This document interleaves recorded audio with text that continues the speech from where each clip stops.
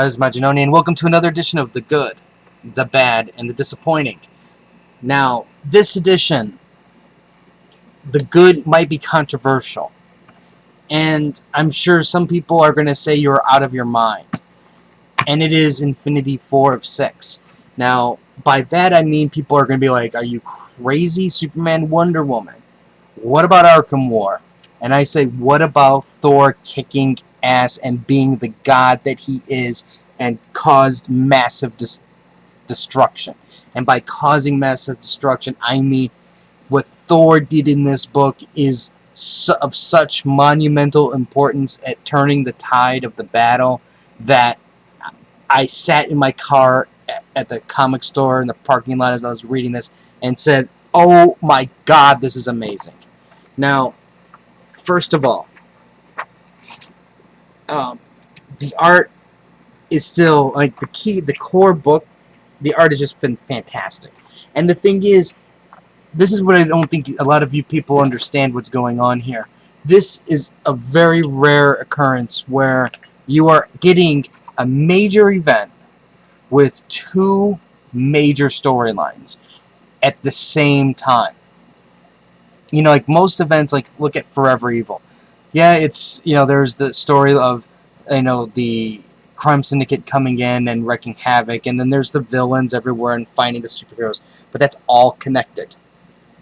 Civil War, same thing. Heroes versus heroes with the Registration Act. And Secret Invasion, Skrulls, it's all the same primary folks. Forever Evil, all that stuff. I mean, not Forever Evil, Fear Itself. Same thing, it's primary one focus.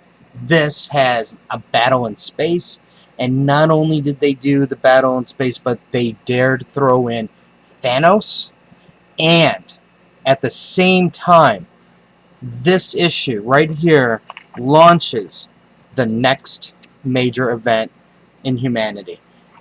No major event has ever, to my knowledge, done this much into a story at the same time, and this is the key part right here, been successful at it.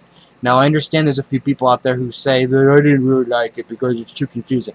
Well, it's too confusing because they're using big words here, and I understand that that might be difficult. I understand, too, it might be a little bit intimidating if you haven't been keeping up with certain titles. But if you actually sit down and read read it carefully, read the what happened before type thing, things are basically pulling itself together.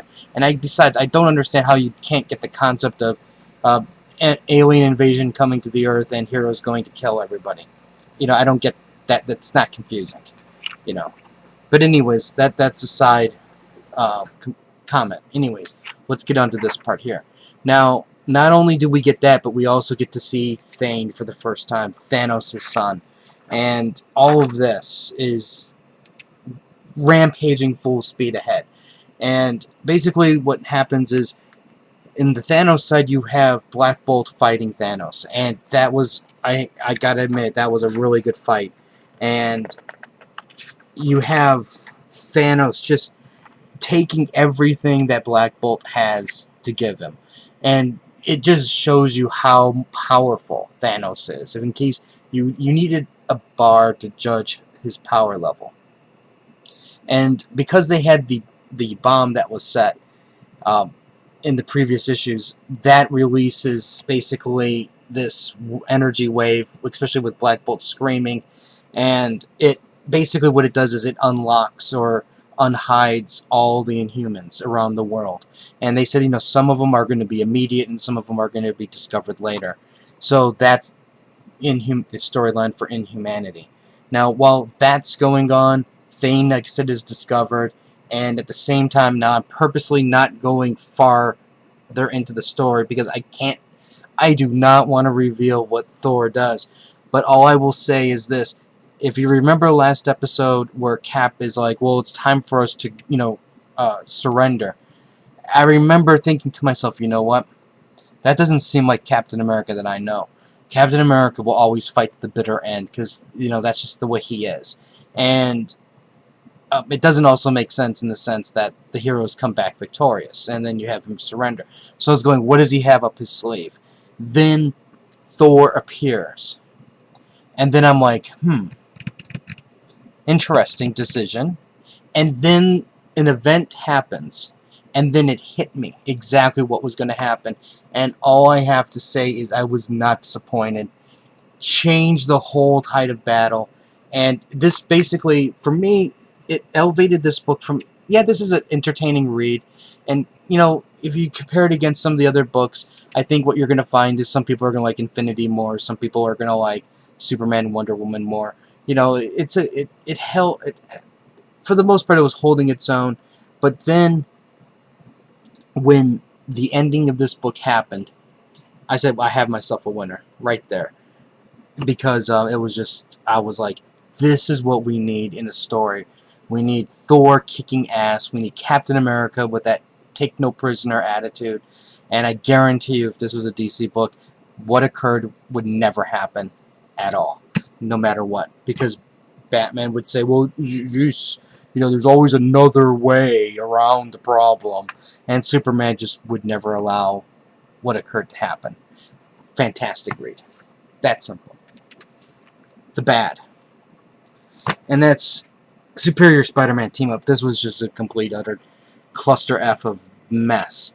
Now, even though I'm saying this is a complete cluster of a gigantic mess, what I will say is there are moments of very interesting artwork. Some panels are really interesting, especially with the way they do the webbing, the way they do Spider-Man's body. There's some of that stuff is kind of like, from an artistic point of view, I can appreciate. But from a story point of view, to call this an Infinity crossover, that's insulting, because you could have done this story without having the Infinity crossover. Now, granted, at the very end, it does tie in a little bit more significantly to the invasion to New York, but also, when you think about what they've done, it seems like only New York is getting invaded, along with the points of interest for looking for Thanos' son, through the hunt. And that, again, doesn't quite make sense. So, that I guess you could say, that was rather disappointing. And, not much more I can say other than there was a moment in time where Ox slips a little bit and you actually get to see his true self.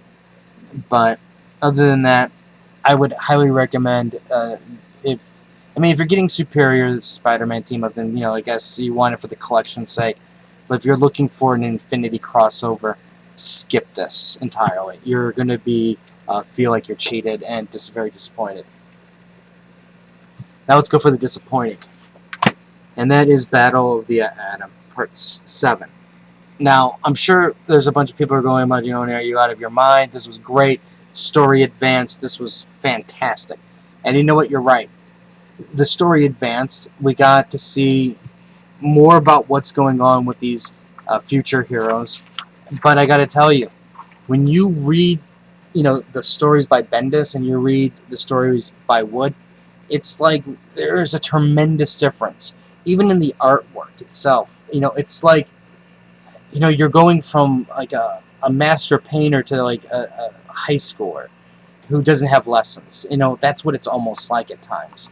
And then, I don't know, to me it just seems like it's the style of everything is so different, and that's what's causing me this love-hate with the story. But I have to admit, I did actually like how they finally are moving this, and we get to see some action. It's been a while. Now, there was one part where I swear to you, I dropped the book, and I stopped reading it, and I watched YouTube videos. And it's the part right here where Wolverine gets basically stabbed, with, as you can see, by his dad, or, his future son, which, looks like he does something with Mystique there. But anyways, this is the part that had me flipping tables.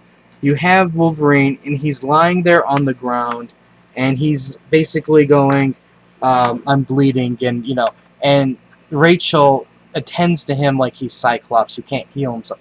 Doesn't she realize that Wolverine can heal? And why would you turn your back on these enemies? I don't understand that. I'm like, are you freaking kidding me? I just don't get it. Don't understand it at all. And like later on, they make a reference to the fact that Wolverine has like healing powers, and I'm like, I bet you that was because they forgot.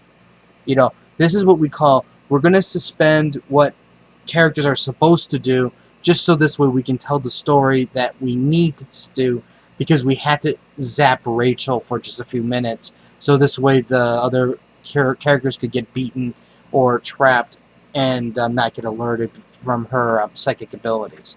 And I'm like, it's mind-boggling. I just don't get it. And you know, and the sad thing is, when I see nonsense like this, and as I start reading the rest, it just, that inconsistency of character just really bogs down the story, and I just kind of don't care any longer. Also, the other thing too is, now I understand that the X-Men book is supposed to be about the X-Women. So what happens is, when you have the other X-Men titles that are more team focused, where everybody takes a certain degree of, they have a certain degree of presence in the title or focus, except for Wolverine and the X-Men, it's obviously the focus is Wolverine and the new students.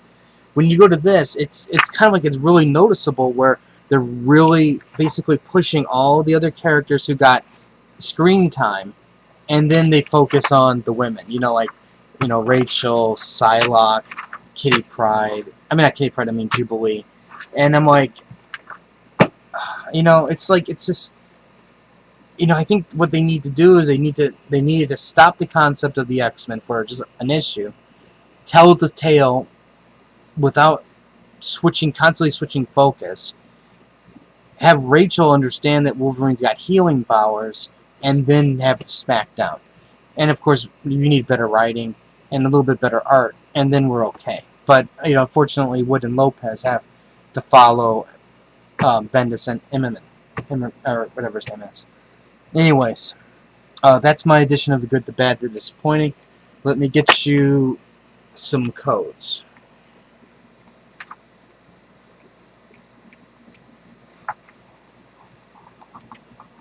Here is code number 1.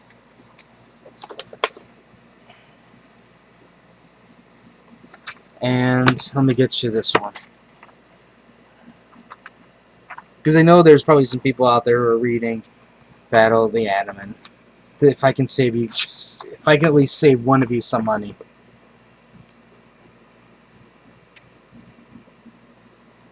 Okay.